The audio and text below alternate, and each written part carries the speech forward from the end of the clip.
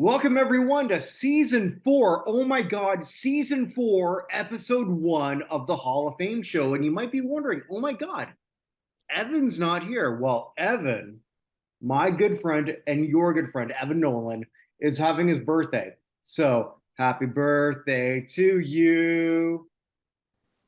Happy birthday, Evan. Thank you. Uh, yeah, I didn't tell you I was going to make you do that, Ron. So I apologize. So yeah, so my good friend and the co-owner of the site, notinhalloffame.com, fictitious athlete Hall of Fame, fictitious rock and roll Hall of Fame, and the United States Athletic Hall of Fame. You can vote right now, www.notinhalloffame.com/USA is not here because he's celebrating his 44th birthday with his beautiful family. So I had to say, who the hell am I going to get for the opener of season 4? And I thought, I'm going to get Denver's favorite fan. Favorite? I wouldn't say I'm I'm going to the run with favorite that. fan, How you but doing, Ron? I'll take it. Pretty good. Ron Katz here in Denver. Right. So my good friend Ron Katz, who, if you're a Broncos fan, you know who Ron is. Well, Uh, Not only that, if you're a fan of what I do here, you've seen him on one of the classic sports reviews, and I'm very happy for you to sort of like step in here on Evan's shoes. Big shoes to fill, but I know that you can manage. well, thanks so much. And not that anything happened this week, right? Oh no, no. Well, look at that. This is the perfect segue. So we're going to go right into the main event of the Hall of Fame show, which is where we look at what's the most relevant Hall of Fame news, and we've got the Pro Football Hall of Fame that announced their finalists, and Ron and I are part of a group that are we're going to be having our little mock committee, and that's going to be happening on the 17th. I think I told you that. If I haven't, I'm telling you that now. And by the way, you have to present somebody. No pressure. Absolutely. Absolutely. I think I have a couple in mind. Or you might have a couple in mind, but if I can get Tom, we're going to let Tom do one that I know for sure. But anyway, but yes. So the Pro Football Hall of Fame has announced their finalists. And here, we're going to, as I read them out to you, I want you to sort of like have a little game with me here, Ron. Let's just play like two percentages. Percentage, I knew he was going to get here, and then will he get to the next level this year? Sound good? Okay. Yeah. And I just want to preface it with I have mad respect for these 15. I As mean, you should. and if I say, well, maybe I don't know, it doesn't mean that it won't happen next year or shouldn't happen next year. Mm-hmm. Yeah, and to that point, if you got this far, you're one hell of a football player. Exactly. Yeah. So we're going to start off alphabetically. So Jared Allen, uh, and just to sort of like put it in our perspective, because in our group that we had in terms of sort of like putting voting people through, Jared Allen did. He was close, but he did not make our finalists, but he did here. Uh, I would think that, to me, I'm not surprised that he's a finalist. Would you agree? Absolutely deserves to be a finalist. But in terms of the other first ballot guys and some of the other guys with a little more urgency, Mm-hmm. or guys who didn't make it last year who might rank above him, it might be a little difficult. But he's a third year of eligibility Mm-hmm. as a semifinalist, so he definitely has the cred. He has a cred. I think that his chances this year overall are very good. This year, And I agree. I agree. okay. All right, great. So alphabetically, we're going to continue. Willie Anderson. Willie Anderson's been an interesting one in our group, and when I say that, it's because there's been reasonable debate as to some stats that have been put out on his behalf or by him, which is how many sacks he allowed. Now, Willie Anderson is now a two-time finalist. I like Willie. I love Big Willie. It sounds awful, but saying that, Willie Anderson, as a Pro Football Hall of Fame inductee this year, Doesn't seem like it's going to happen. What do you think? I think that might be a challenge this year, given the five moderns and also Mhm. how Joe Thomas is looked upon as first ballot at the same position. And but I would say beg to differ on one thing regarding Willie. Please. His stats, it's really hard to quantify those stats. And I know some of the key selectors have talked about how do you make apples to apples with those kinds of stats. So I know that that's being looked at in terms of his other honors. But if you look at All Pro, Pro Bowl, and other things, and the guy was a dominant offensive lineman. It's not like he just came out of the blue or anything like that. No, no, for sure. I think what some of the attack in our group was, is this stat validated? And the stat in question is that he only allowed, was it 14 or 16? 16 sacks in 13 years. Right. And Well, is it true? well, how do you quantify? How do you quantify? Is it sacks where you were on an island against a rusher Mhm. versus where there was like a stunt or so? I don't know. And that's why I trust the selectors on this. But also in relation to the other 14 nominees, I think it will be kind of a moot point this year, even though he's very deserving. Yeah. Okay. So the third person who is a nomination, someone who I'm huge on, mainly because and just to sort of, if you can't tell from Ron's background, he's a Broncos fan. You can't tell from my background that I'm a Saints fan. So for me, Rondé Barber was a killer. He Oh yeah. killed me over and over and over again. And I'm very, very big on Rondé Barber getting into the Pro Football Hall of Fame. He is a nominee again. Saying that, I don't think he's going to get in this year. What do you think? I agree. I think he's very, very close. And Mhm. the one thing that's unique about him is a lot of cornerbacks in this era, because you're dinking and dunking West Coast offense. I mean, he was approaching 50 interceptions, Mhm. big game changer player with Darrell Revis as first ballot. And also we'll talk about Albert Lewis too in his 20th year and last year. That might be a little bit of a challenge, just based on that position. Yeah. But he's a Hall of Famer. Absolutely. Yeah. To me, is. And just saying that this is a Saints fan, Rondé scared me more than Sapp. Rondé scared me more than Lynch because I didn't know what Rondé was going to do because he could do it all. And he'd move around too. Right. So I just want to put that out there.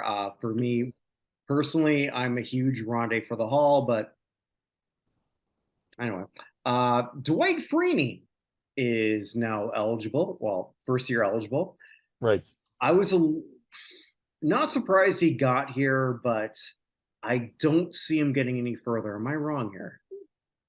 I For think this, you're I love these players. I love Dwight Freeney's career. well, okay, But we're not but the Mark attacking any of them, no no no right? no no Yeah, but yeah. there's a but there. DeMarcus Ware in most years would have been first ballot last year. And and Yes. and so he's bumped to this year. And then you also have Jared Allen in his third year as a finalist among the 15. So it makes it a little bit kind of crowded. Mhm. Um, but it would be interesting to see the arguments. Also, too, with Freeney, he played most of his career with the Colts, but then he kind of bounced around to a few different teams. From, I think, Chargers, even Atlanta any for a of the bit. Lions, Cardinals. And so I don't know how the selectors are going to look at that for quantifying. I think I saw a selector online on Thursday of this week where he was lamenting someone not having great years at the end of his career, which I don't think is fair, but that's a selector talking. And so you have to respect where they're coming from. Mhm. Okay, so going alphabetically again, someone who we all loved last year, uh, Devin Hester. So here's my thing with Hester, and I wish Jack Silverstein was here. I follow him at Reed Jack because he's awesome. But with Hester, my big thing here is he was named in the 100th anniversary team, and accurately so. Tell me another returner better than Devin Hester. I'll wait. Okay. You want one or two? Yeah, please. It's you're talking about different eras, and Sure. this is something I've talked with the NFL retired Okay. players Okay, group but on eligible Twitter. player, eligible Well, returners. not now, but I'm looking at some of the seniors, Okay. and in it just because the criteria of the selectors was, well, we're not going to pay attention. He was a returner or he was special teams, rather than was this guy a game breaker? Did he have to be accounted for? Like you kick the ball off for the Super Bowl, and boom, it's 7-0. He was a special player, and he's a finalist for 2 years in a row now. I Mhm. think he's on the borderline of Hall of Fame. I just don't know how it shakes down with the other wide receivers In and, terms and of how the this year. selectors will, in terms of this year.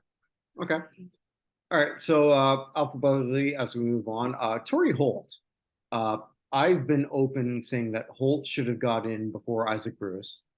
To me, doesn't mean I'm right. Doesn't mean I'm wrong. I'm just throwing that out there. Holt is a finalist again.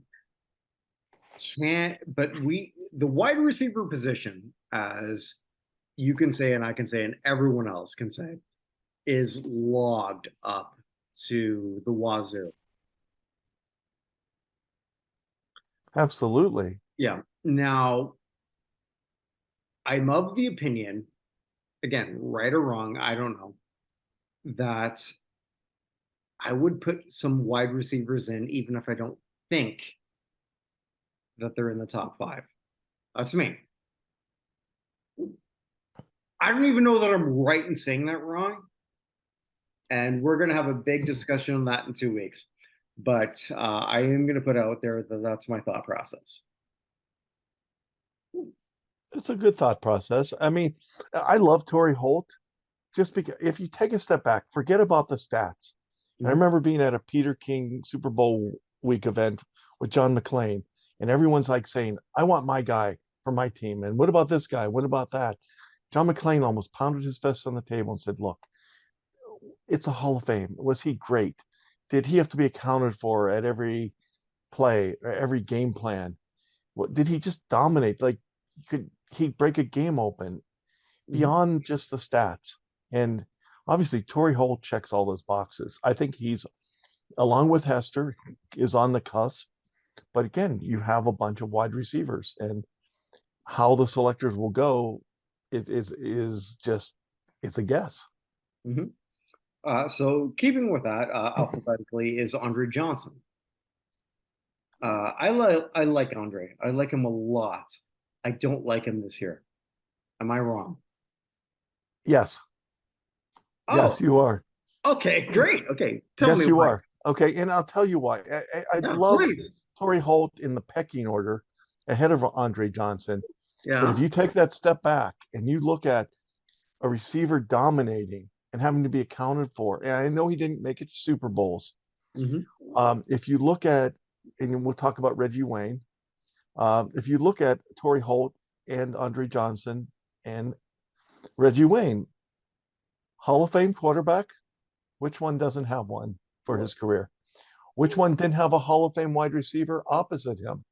And which one didn't have a Hall of Fame running back in the same Fair. backfield?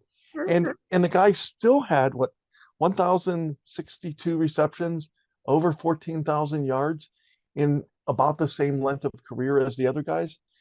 I, how he made those plays, T.J. Yates and Sage Rosenfels and Matt Schaub. I mean, yeah, and Arian Foster was a pretty good running back, but like to me, I just thought the guy dominating no matter what, and that's why I think you're wrong, but it depends on what the selectors will do, because Holt's been, I think, a finalist. I can't remember how many years, and he's definitely kind of almost at the door.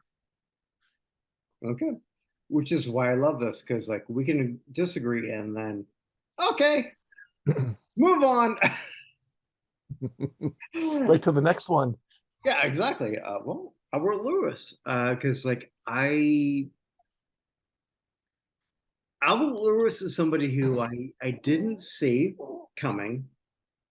I didn't see coming in either way, but I really want your take here because like when I put like something out on Twitter, you said like, how did you? Well, you didn't say it like this, but like it was coming. So like explain to me what I've missed, like why the Albert Lewis momentum is getting here. I, I think if you take a step back and you look at the selectors and how thoughtful they've been in recent years, trying to make sure they get it right. I mean, if you go back, and I know he wasn't a safety, how safeties were ignored till 2017 for the most part. And they realized, hey, we just got to get it right. And, and there was a selector in 2020 who bypassed someone who's a first ballot in the countdown from 15 to the next group to make sure that Steve Atwater made it to that group. They're very cognizant on great players not going to seniors because seniors is a black hole. They need to have a couple more centennial classes to even account for the guys from pre 1960. But going back to Albert Lewis, the guy had a quadruple double of a career. Not only did he have the 40 plus interceptions, he had double digits forced fumbles, double digits sacks, and he blocked 11 punts. The guy was a superstar. The guy was like a poor man's Deion Sanders, kind of like in between eras. And the guy, just an incredible football player.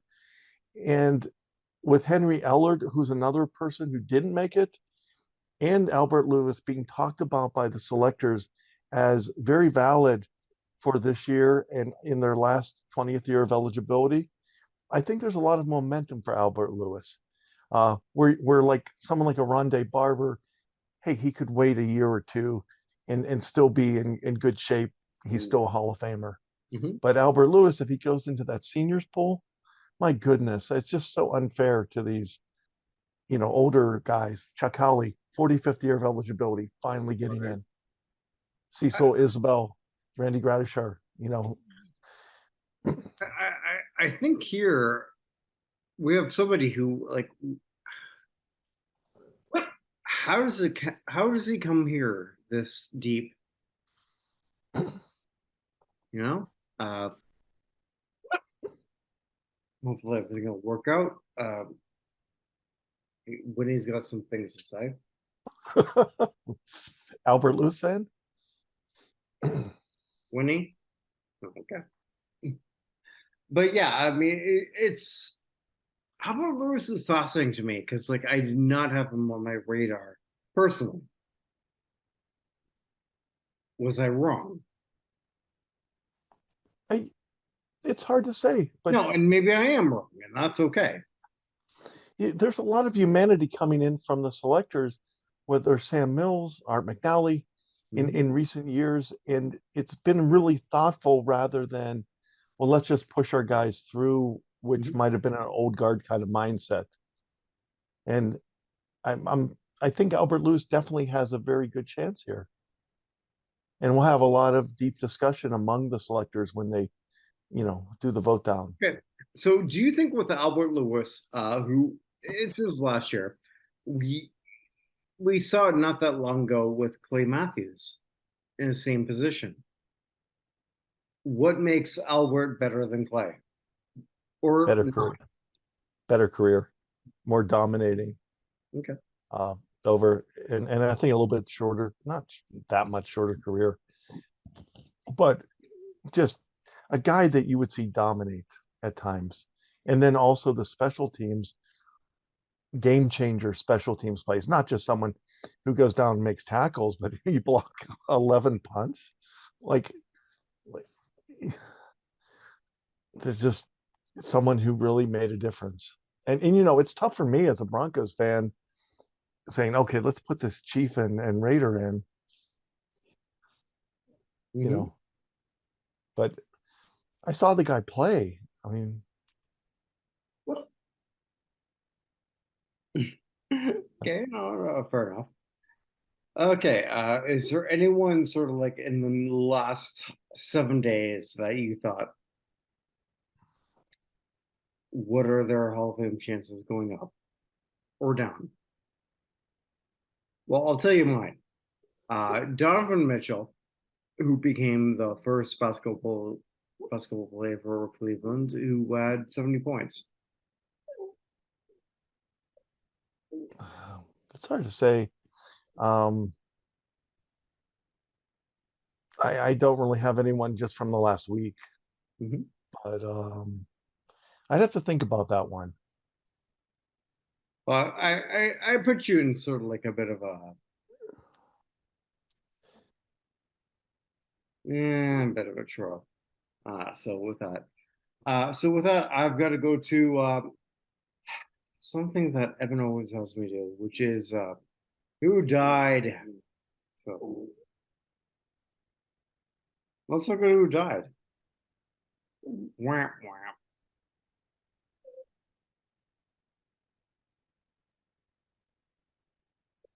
Which is so hard to do.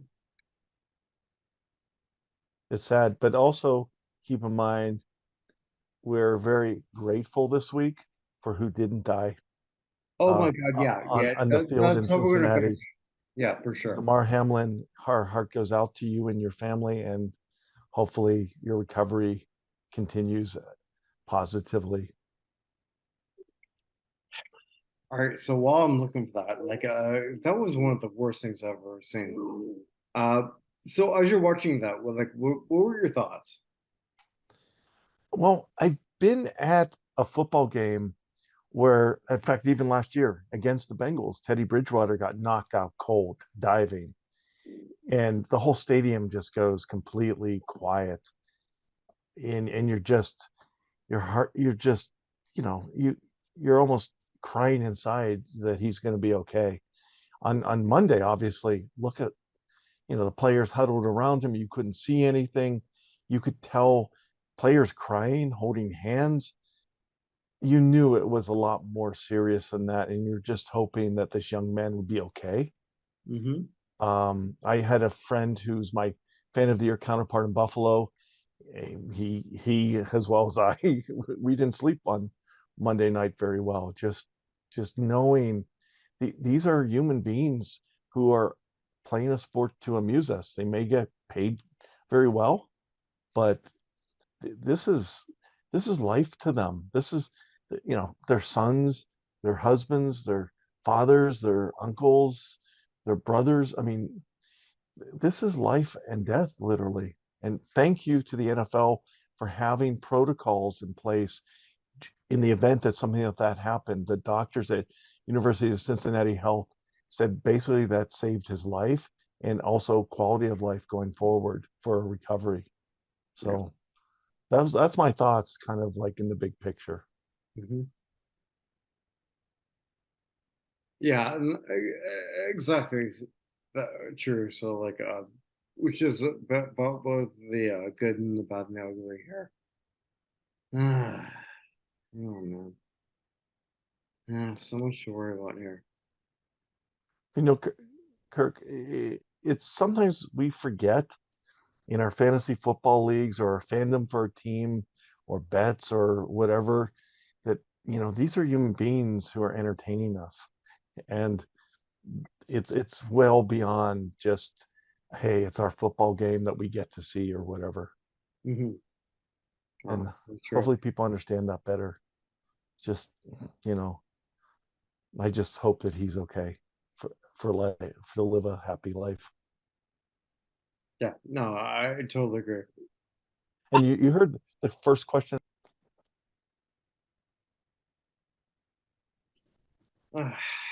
So with that, what do we think that in terms of what we just looked at in terms of Pro Football Hall of Fame,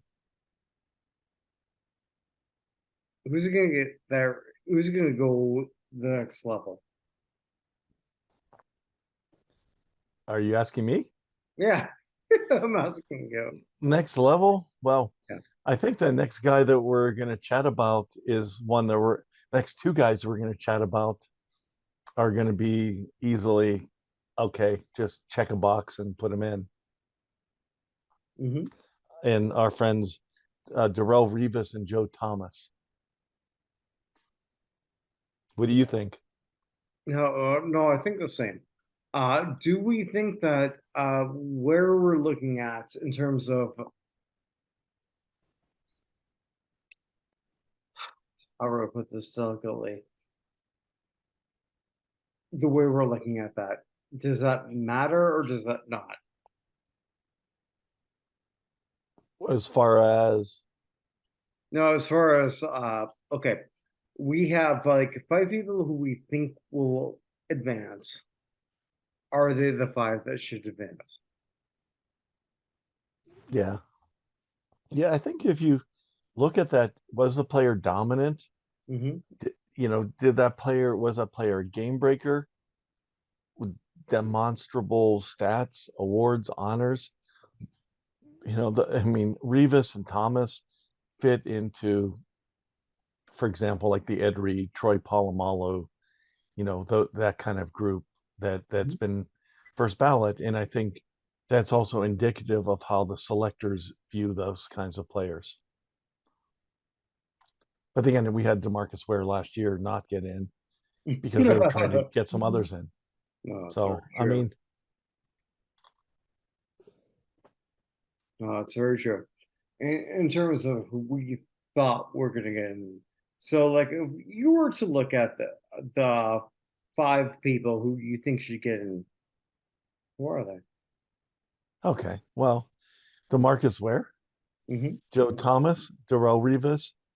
Um, I like obviously Andre Johnson, but I think Torrey Holt's very deserving as well. Hmm. Um, and then I also like Albert Lewis in part because I think he's at the Hall of Fame level of greatness, and it's his 20th and final year of modern eligibility. And it saddens me to see when someone like that goes into the seniors pool and has to start all over again, and it's going to take a few years even to be, among the top. Okay. Uh, but there's great players there like Devin Hester, you know, Rondé Barber. It's it's hard to quantify, to be honest.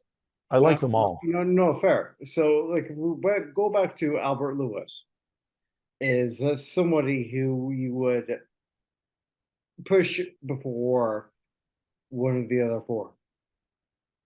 No, not of the other four that I'm talking about. No, Hmm.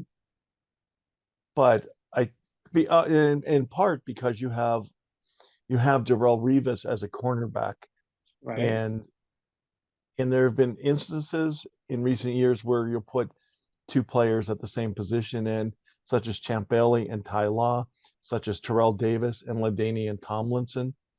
But usually that player who's like the second at the position tends to be on the periphery of the five just for that reason, because the selectors are trying to be fair. Hmm. Like you don't want to put five wide receivers in. At That this would point, up no. No, I do not. so No, I do not. and your thoughts? Do you have a favorite five? Oh my God. I was hoping you wouldn't say that. No, I really don't. I'm still struggling with who we have here in terms of who I want more than others. I don't know, Ron. I don't know. What do you think? No, I mean there's other guys too, like Zach Thomas, who Hmm. had sustained excellence. If you look at Pro Bowl, All Pro, and just the type of player he was all over the field making plays. And he's someone who's been on the cusp, but I think he's in his 10th year of eligibility along with Willie Anderson. So Mhm. there's work to Okay. be done. So here's a thought. When we're looking at this, do we want to look at positions in terms of elimination? No, No? Okay. pick the five best players, but you don't want to overload more than two at the same position. And the other thing is too, we can all in our group or us debate and go Hmm. back and forth and back and forth. But I think you need to be thoughtful to the hints that some of the selectors who have been very transparent in recent years have kind of explained like who they voted for and why they voted for and what the rationale was. And they're trying to be fair. Hmm. And I think they basically said, look, we two of the same position in 1 year, that's probably at the cusp of things. We don't want to, if you put all the wide receivers in this year, my goodness, you're going to have some pretty angry people elsewhere. Or if you put in four cornerbacks, I think there's three cornerbacks in there Hmm. plus Hester. Yep, that's true. All right, so do we want to look at the people who we've lost this week? Sure. Okay. All right. So in terms of the Olympians, all right, so I could look at everyone who we lost here. Oh my God, there's quite a few here.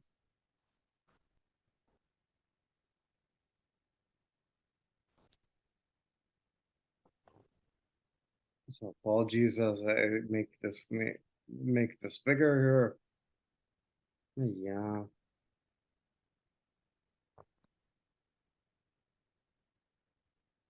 yeah, we lost a few, eh?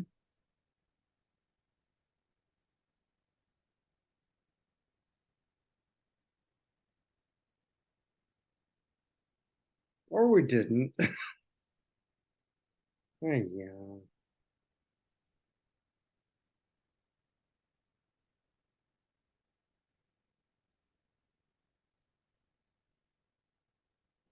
All right. So as I'm doing this and figuring this out, hey, who would we lose? I don't know. Unfortunately, I'm glad we didn't lose Damar Hamlin this week. Okay, And all right, so let's do that here. So we're gonna props. do that.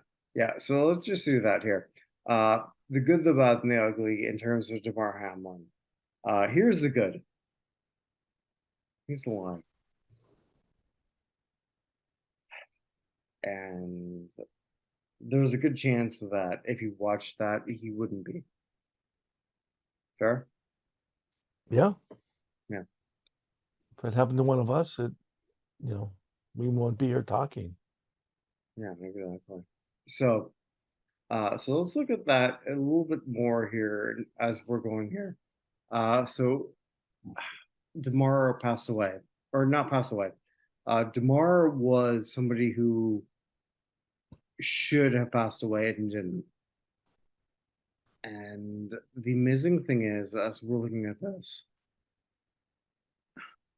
is how spectacular it was that he lived, right? Spectacular. That he lived.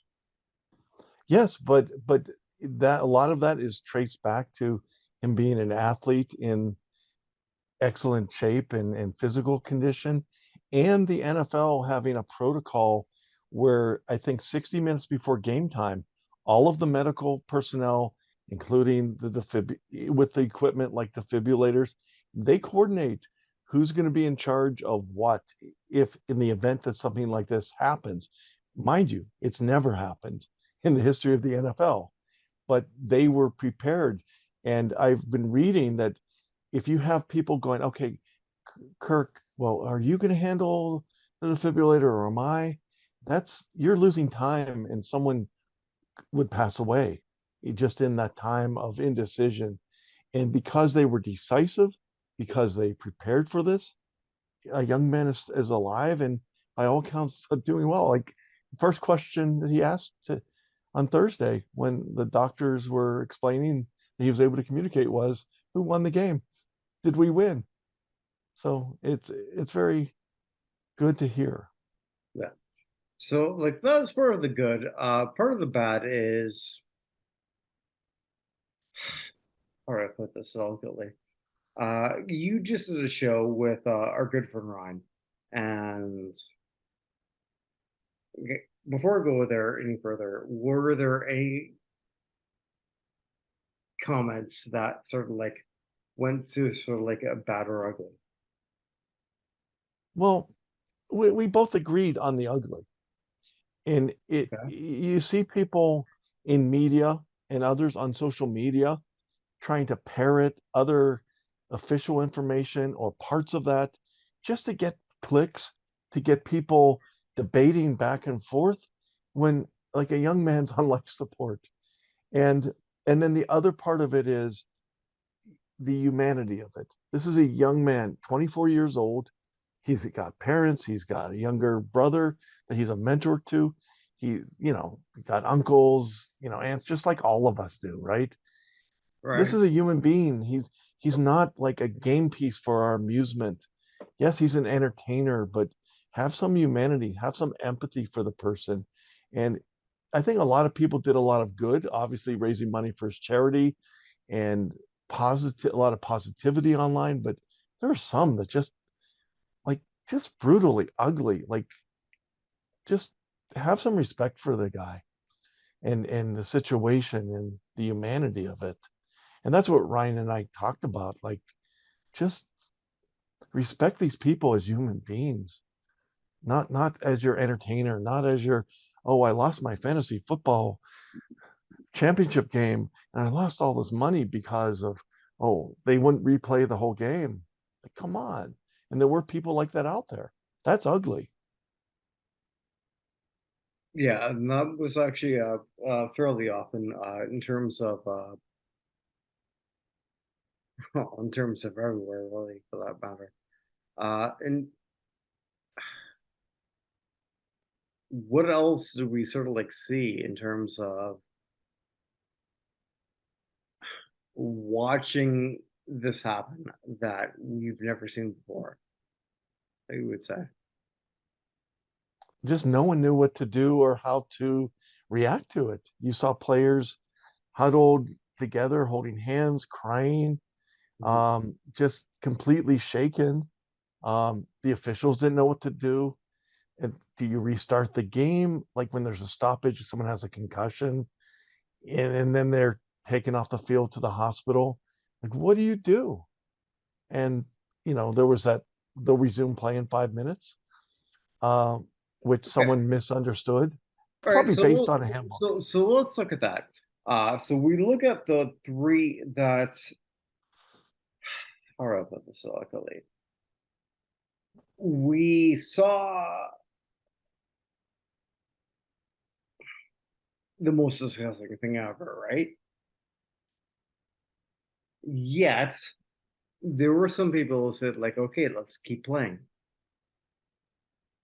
There were four to me, and I want your opinion. We didn't talk about this. The first was from Skip Bayless. Okay. I agree with Shannon Sharp, 1,000,000%. Let's just put it this way. As do I. Saying that, what Skip Bayless did to me is not even close to the worst things that I ever saw. He said actually worse things about other people, unfortunately. But, it's Which is just, probably why I said what I said. just, but I will say Yeah, this, go on, Kirk. please. I just want to say something with him. And Yeah. I know Bart Scott had some Oh yeah, I'm ridiculous going comments there, but too. go, Okay. But the thing is, all need to be better and stop amplifying their voices. When someone says crazy stuff like Skip did and Bart Scott did, let's just shut up and not pay attention to them. Yeah, you want to rebuke them, But there were people on social media and otherwise, it was like they were doing it for their own attention to pat themselves on the back regarding that. You just say this is Agreed. crap, and this guy doesn't know what he's talking about, and say positive things about Damar Hamlin and support him in the process, and the way the Bills and the Bengals and I think the NFL for the most part handled this. Mm-hmm. Do it, you know, don't give these jerks the time of day. They're just trying to get clicks and viewers and Mm-hmm. get reaction. And that's something we do way too much. And it angered me because I've met NFL players. I've met their families at games or at Super Bowl week or other things. This is real life to them. This is like a real person. I mean, I was almost in tears seeing some of the stuff. As it should be. Yeah. I'm sorry to get so angry, but No, it really no, makes my no, blood please boil don't. the way some of these outliers are. It's wrong. Oh, and Annie Apple is asking all of the NFL players' moms to tweet something on Sunday, like pictures of their kids through the years and stuff like that with a really cool hashtag. I can't remember the hashtag. And we also give a glimpse into that humanity. I'm sorry. Who's doing that? Uh, Eli Apple's mom, Annie Apple, Mm-hmm. I think, yeah. And I think she's been on ESPN before. She's asking moms of the NFL players to tweet some cool pictures of their kids throughout the years, not just as NFL players, but maybe growing up or picture with mom, Mother's Day, like when they were 13 or whatever, just to kind of show that humanity and that support Mm-hmm. as a tribute to Damar. Okay. Now I feel bad, sort of like closing with this here. But I'm going to. With that, with tomorrow, with everything that's sort of like going on, can we not sort of like have a run where it has to be political? Oh, that's the worst, isn't it? Well, to me it is. And again, I say this as a Canadian.